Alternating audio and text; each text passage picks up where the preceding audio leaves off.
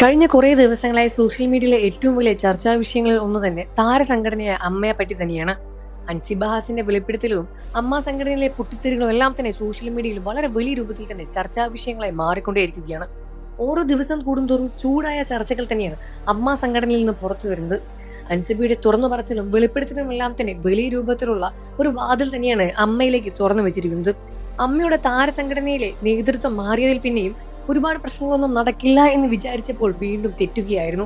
അമ്മയുടെ താരസംഘടന വീണ്ടും അടിമുടി പൊളിഞ്ഞ് വീഴുന്ന ഒരവസ്ഥയിലേക്കാണ് മുന്നോട്ട് പോയിക്കൊണ്ടേയിരിക്കുന്നത്. പ്രമുഖ താരങ്ങളിൽ നിന്നും വരുന്ന വെളിപ്പെടുത്തലെല്ലാം തന്നെയാണ് ഇതിനെ ഏറ്റവും വലിയ ഉദാഹരണമായി കാണിക്കുന്നത്. ടിനി ടോം തന്നെ ജിഹാദി എന്ന് വിളിച്ച് അഭിമാനപ്പെടുത്തി എന്ന് പറഞ്ഞെല്ലാം തന്നെ ഒരുപാട് വിഷയങ്ങൾ അൻസിബ ഹാസൻ മുന്നോട്ട് വയ്ക്കുമ്പോഴും ടിനി ടോമിന് ഒരുപാട് ആരാധകരും ഒരുപാട് നേതൃത്വന്മാരുടെ കൂടെയും ഒരുപാട് പണത്തിന്റെ സ്വാധീനവും ഒരുപാട് ഉള്ളതുകൊണ്ട് തനിക്ക് ഭയമുണ്ട് എന്ന് അൻസിബ തുറന്നു പറയുന്നു. ഈ കാര്യത്തിൽ ഗവൺമെന്റും തന്റെ കൂടെ ഒപ്പം നിൽക്കുമെന്ന് പ്രതീക്ഷിക്കുന്നു എന്ന് അൻസിബ പറയുമ്പോഴും ഒരുപക്ഷെ ആളുകൾ ടിനി ടോമിന്റെ മറുപടിയും സപ്പോർട്ട് ചെയ്യുന്നുണ്ട്. ടിനി ടോം ഇതിനൊരു പ്രതികരണം ഉടനെ തന്നെ രംഗത്ത് വരും എന്ന് തന്നെയാണ് പ്രതീക്ഷിക്കുന്നത്. ഇതിനോടൊപ്പം തന്നെ പ്രമുഖ താരങ്ങളെ പറ്റി പുറത്തു വരുന്ന ഓരോ വാർത്തകളെയും കാതോട് കേട്ടിരിക്കാൻ പ്രേക്ഷകരും കാത്തിരിക്കുകയാണ്. പ്രമുഖ താരങ്ങൾ ഉൾപ്പെടെ മോഹൻലാൽ, മമ്മൂട്ടിയെ പോലുള്ള താരങ്ങൾ ഇതിനെ എന്തുകൊണ്ട് പ്രതികരിച്ച് രംഗത്ത് വരുന്നില്ല എന്നും ചോദിക്കുന്നു. തന്റെ അനിയത്തിയെ പോലെ അല്ലെങ്കിൽ മകളെ പോലെ കാണുന്ന അൻസിബയെ പറ്റിയെല്ലാം തന്നെ മോഹൻലാലും എന്തുകൊണ്ട് മൗനം പാലിക്കുന്നു എന്നാണ് ഇപ്പോഴും ചോദിക്കുന്നത്. ഇത്തരത്തിലുള്ള വിഷയങ്ങളെ വലിയ വലിയ പ്രമുഖർ തന്നെയാണ് കൈകാര്യം ചെയ്യേണ്ടത്.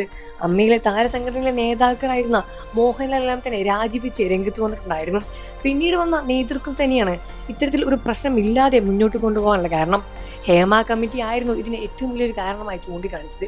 ഹേമ കമ്മിറ്റിക്ക് ശേഷം രാജിവെച്ച ഓരോ അംഗങ്ങളും പിന്നീട് മൗനം പാലിക്കുകയായിരുന്നു.